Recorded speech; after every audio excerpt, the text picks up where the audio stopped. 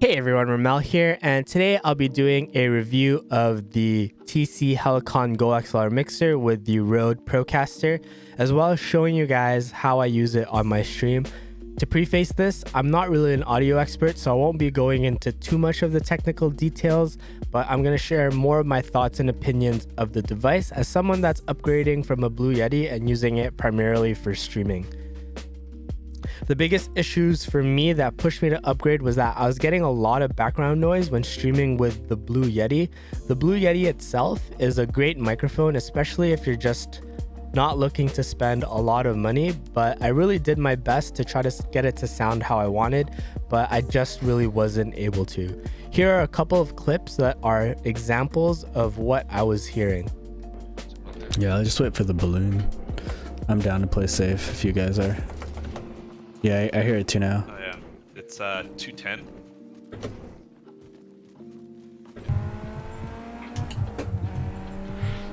Is this the qualify? How do I know?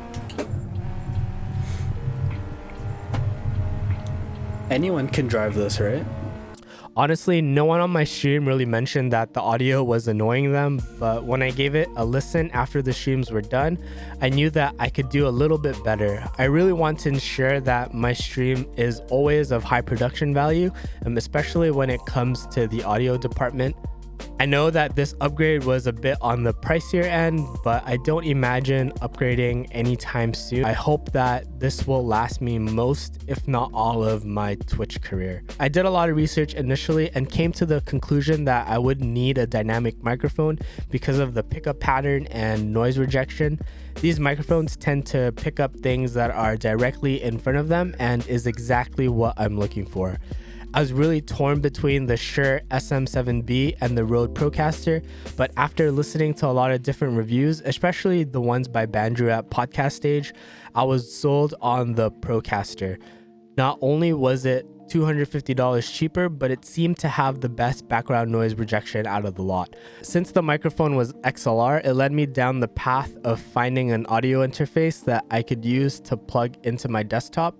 This is where things got a little bit more overwhelming. There are a lot of options when it comes to mixers and knowing exactly what suits my needs.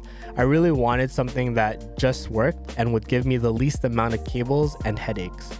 The GoXLR seemed like the perfect device and had everything that I would ever need when it comes to streaming or making these videos. A lot of the mixers that I did look at would require me to purchase a cloud lifter as well to amplify the signal from the microphone to my computer, but the GoXLR does have the Midas preamp, which is more than enough for the Procaster and even the Shure SM7B, so that's about $150 saved. This thing cost me about $545 Canadian, but like I said, it really does everything that I need. And if I ever decide to use a separate PC for streaming, I don't have any issues with the GoXLR because it does support single and dual PC setups. The mixer itself is essentially 3 different devices rolled into one. You have the mixer with the faders, the effects, and then you have the sample pad. Let's start with how the GoXLR looks. I really like how everything is laid out on the GoXLR. It's very clear that what each section does, and you know exactly what a button or dial will do. There's really no guesswork involved when it comes to the layout. If you've seen some of the other mixers, you'll know that there could be a ton of buttons and a ton of dials, and you don't really want to get mixed up. I know I wouldn't, and it's pretty confusing not knowing exactly what each thing will do. The GoXLR itself isn't the smallest of devices, and I also think that it's really not too big, but it does take up a lot of desk room.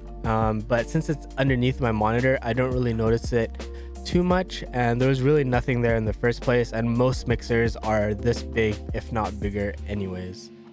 There's nothing on the front of the GoXLR except this little nook where you can route your headphone cables from the back to the front without having the cable to sit on top or to the side of the device. The back is where you'll find all of the inputs and outputs that you need.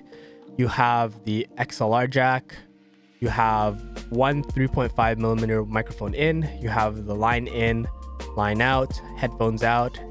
That's what you'll use for a dual PC setup. And on the right side, you have the Kensington lock, USB, and power. This does also offer full customizable RGB, which is a plus if that's something you want. I personally find that it's not too much RGB, and it's really great to know what profile you're on just by looking at the colors that's currently present on the GoXLR.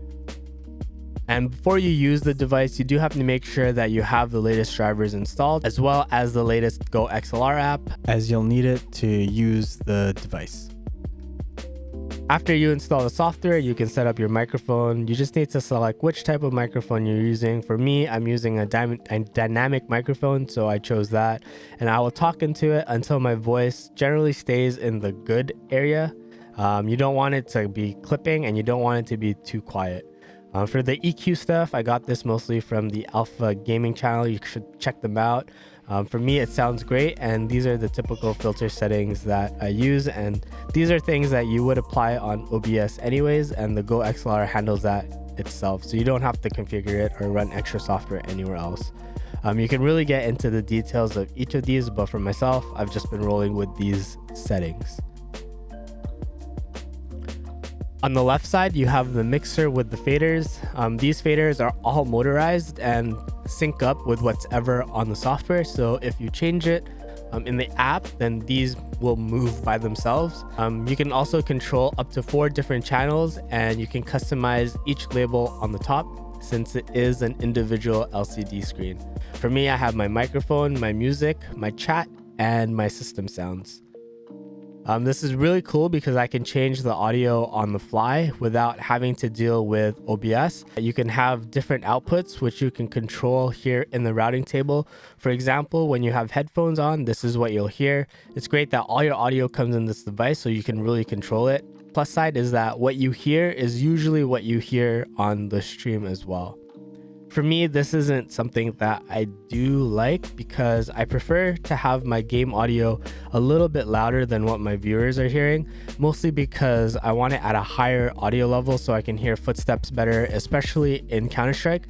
But my viewers don't necessarily need that and might want the music to be a little louder as opposed to the game audio. This method isn't really supported by TC Helicon, as they really want to make it something that is what you hear is what you get on stream. I honestly never use the effects or the sampler, as that's something I haven't really incorporated into my streams yet. It is nice to have them available if I do ever need it, but you have 6 presets that you can set. And you also have some pre-programmed things like microphone, megaphone, robot, and head tune. I thought mine was broken, but you do need to hit the effects for this to apply. On the bottom right, you have the sample pad, and you can make samples right on stream, or you can preload them from files. So if you want to play something back using this, you can with ease. Again, this is something that I haven't found or incorporated in my stream yet, but it is nice to have, especially if I do plan on making a podcast.